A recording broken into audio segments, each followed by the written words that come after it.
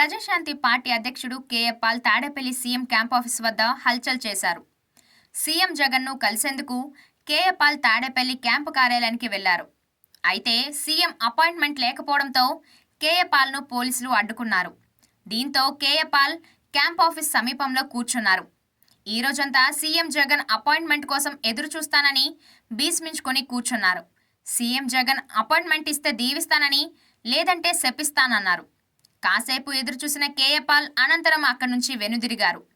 వచ్చే ఎన్నికల్లో కలిసి పనిచేద్దామని చెప్పేందుకే తాను క్యాంప్ ఆఫీస్ వద్దకు వచ్చానని కేఏ పాల్ తెలిపారు. ఇవాళ రేపు విజయవాడలోనే ఉండి సీఎం అపాయింట్మెంట్ కోసం వేచి చూస్తానన్నారు. తనను కలిసేందుకు జగన్ అనుమతి ఇవ్వకపోతే ఆయన కూడా మాజీ సీఎం అవుతారని ఆరోపించారు.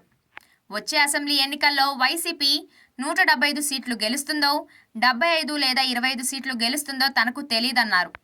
కానీ ఎంతో మంది దేశ అధినేతలు, ప్రధాని మోదీ, కేంద్ర హోంమంత్రి అమిత్ షా కూడా తాను అడగగానే అపాయింట్మెంట్ ఇచ్చారన్నారు.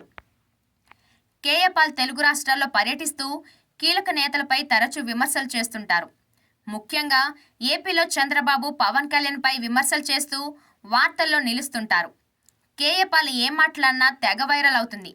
ఇటీవల వైఎస్ షర్మిల కాంగ్రెస్ పార్టీలో చేరిన విషయంపై కేఏ పాల్ తీవ్ర వ్యాఖ్యలు చేశారు. షర్మిల తన పార్టీని కాంగ్రెస్లో విలీనం చేసి చాలా పెద్ద తప్పు చేశారన్నారు. ఆస్తులు, పదవి కోసం కాంగ్రెస్కు షర్మిల తన పార్టీని అమ్మేశారన్నారు. షర్మిల, నీకు రాజకీయాలు అవసరమా అంటూ తీవ్ర వ్యాఖ్యలు చేశారు. రాజారెడ్డి, వైఎస్ఆర్ ఆత్మలతో తాను కమ్యూనికేట్ చేస్తున్నానన్నారు. వారు బతికి ఉంటే షర్మిల కాంగ్రెస్లో చేరడాన్ని అడ్డుకునేవారన్నారు.